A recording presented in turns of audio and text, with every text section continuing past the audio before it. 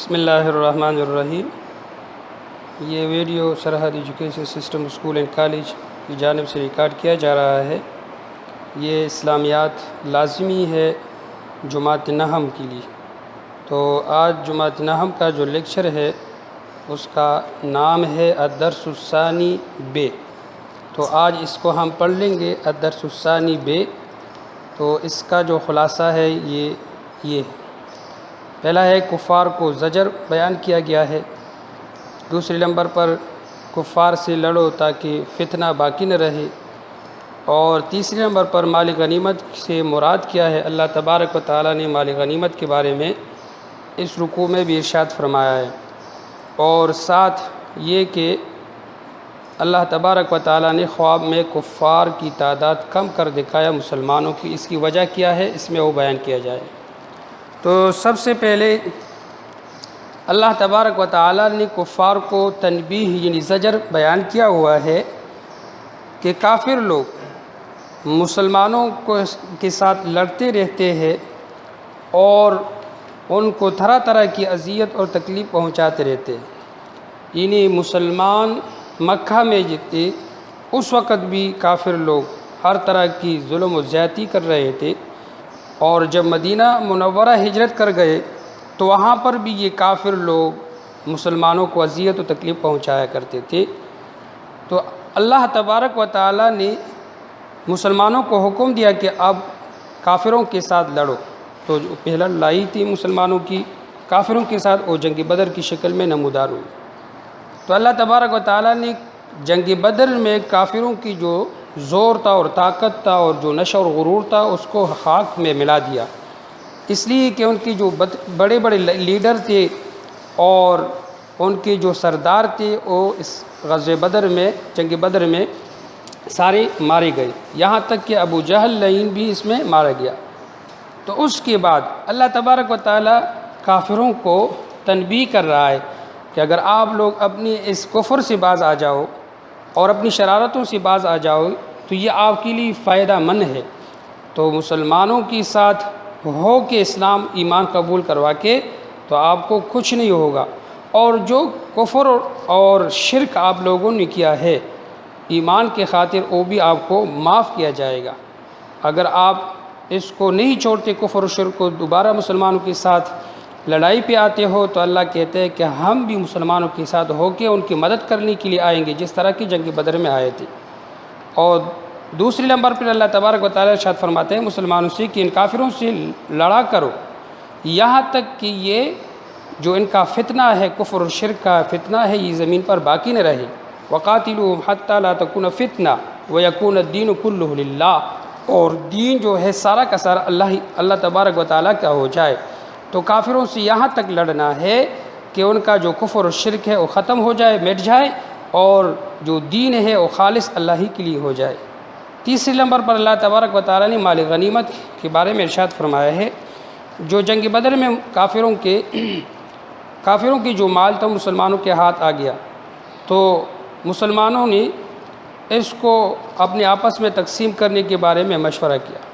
بعض کہہ رہے تھے کہ ہمارا اس میں اتنا حصہ بنتا ہے، نوجوان کہا کرتے تھے کہ ہمارا زیادہ حصہ بنتا ہے، تو بوڑھے جو اس میں تھے وہ کہا کرتے تھے کہ ہمارا اس میں حصہ زیادہ ہے۔ تو اللہ نے اس کے لیے فیصلہ فرمایا کہ مال غنیمت اللہ اور اس کے رسول کا ہے، اس لیے کہ یہ جنگ میں جو آپ جیت گئے ہو تو یہ اللہ کی مدد تھی، اللہ نے فرشتوں کو بھجوا کے اس کی وجہ سے آپ کو فتح ہوا اور کافر شکست کھا گئے۔ تو یہ اصل میں مال غنیمت اللہ اور اس کے رسول کا ہے۔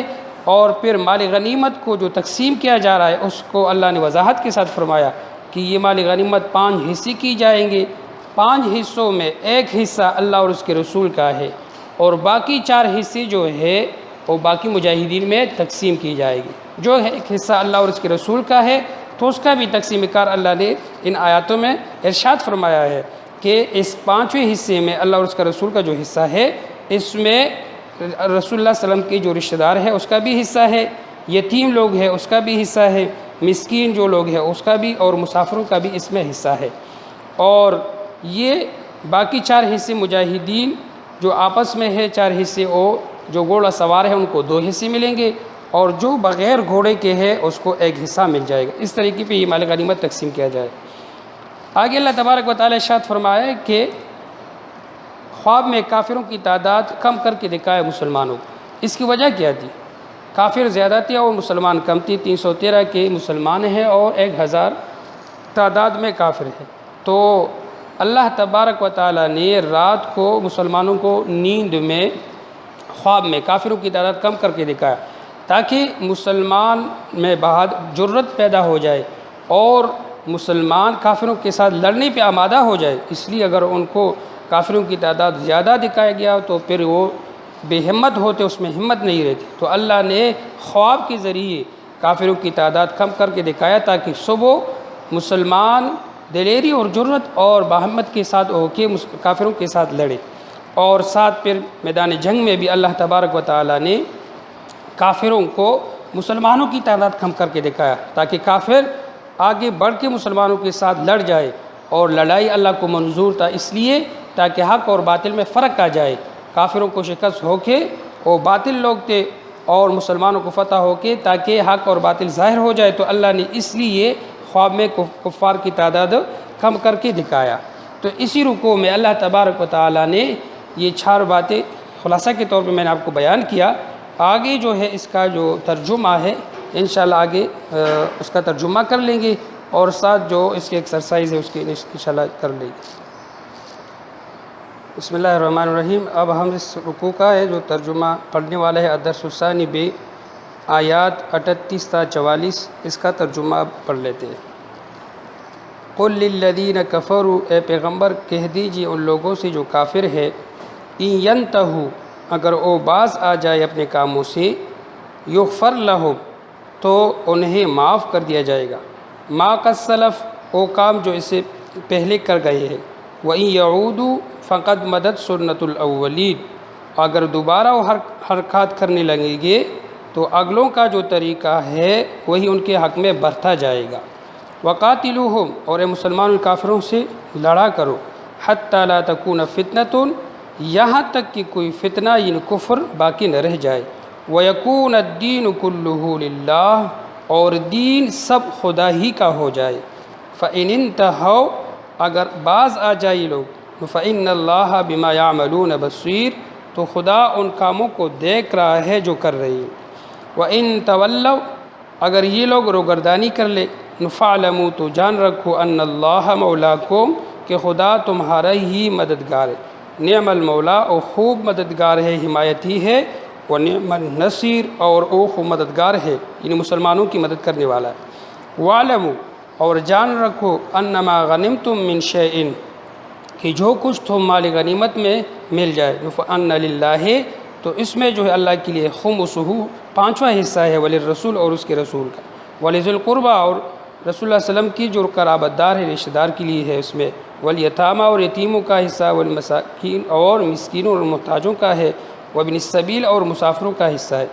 ان کنتم آمنتم باللہ، اگر تم خدا پر ایمان رکھتے ہو، وما انزلنا علی عبدنا، اور وہ جو ہم نے نازل کیا اپنے بندے پر، یوم الفرقان، جنگ بدر کے دن، یوم التقى الجمعان، جس وقت ہی دونوں فوجیں ایک دوسرے سے آمنے سامنے ہو گئے، واللہ علی کل شیء قدیر، اور اللہ ہر چیز پر قادر ہے، قدرت رکھنے والا ہے۔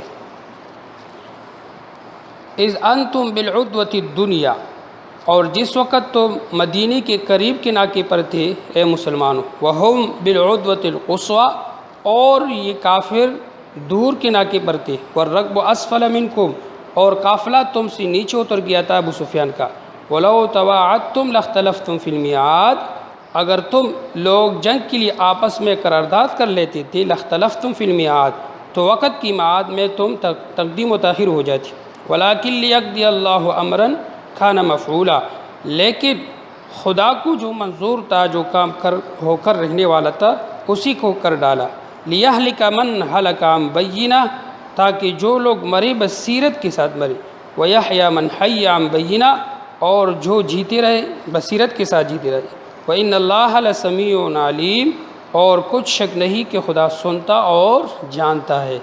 اذ یریکہم اللہ فی منامک قلیلا، اور اس وقت خدا نے تمہیں خواب میں کافروں کی تعداد کم کر کے دکھایا. ولو اراکہم کثیرا، اگر بہت کر کے دکھاتا تھا، لفشلتم، تو تم کمزور ہو جاتے، ولتنازعتم، اور جھگڑتی تھی، فی الامر، اپنے کاموں میں. ولیکن اللہ سلم، لیکن خدا نے تمہیں اس سے بچا لیا. انہ علیم بذات الصدور، بے شک وہ سینوں کو باتوں تک سے واقف ہے. وَإِذْ يُرِيكُمُوهُمْ، اور اس وقت کو یاد کرو جب تم ایک دوسرے کے مقابل ہو گئے. وَإِذْ يُرِيكُمُوهُمْ إِذِ الْتَقَيْتُمْ، اور اس وقت جب تم ایک دوسرے کے مقابل ہوئے. فِي أَعْيُنِكُمْ قَلِيلًا، تو کافروں کو تمہاری نظر میں تھوڑا کر کے دکھایا. وَيُقَلِّلُكُمْ فِي أَعْيُنِهِمْ، اور ان کی نگاہوں میں تھوڑا کر کے دکھایا. لِيَقْضِيَ اللَّهُ أَمْرًا كَانَ مَفْعُولًا، تاکہ خدا کو جو کام کرنا منظور تھا اس کو کر ڈالے. وَإِلَى اللَّهِ تُرْجَعُ الْأُمُورُ، اور اللہ کو سب کاموں کا رجوع ہے، یعنی تمام کاموں کا رجوع اللہ ہی کی طرف ہے. اس کا ترجمہ ہے. ابھی اس کا الکلمات و تراکیب ہے. تو مزد کی معنی ہے گزر جانا، مزد کی معنی ہے گزر چکی. یوم الفرقان، فیصلے کے دن. بالعدوۃ الدنیا، وادی کی اس جانب و کنارے. بالعدوۃ القصویٰ، اس جانب یا کنارہ. الرکب کی معنی ہے قافلہ. اور لفشلتم، تم ضرور ہمت ہار جاتی. یقللکم کی معنی ہے کم کر کے دکھانا. یہ الکلمات و تراکیب، آپ نے اس کو لکھنا بھی ہے. ابھی اس کی جو سوالات و جوابات تمارین، تو آپ کو نوٹ دیے گئے ہوئے، اس میں یہ سارے سوالات ہیں. آخر میں تمام والدین سے گزارش ہے کہ ان اسباق کو بچوں پر بار بار اس کی دہرائی کر لے تاکہ ان کو خوب یاد ہو جائے. والسلام.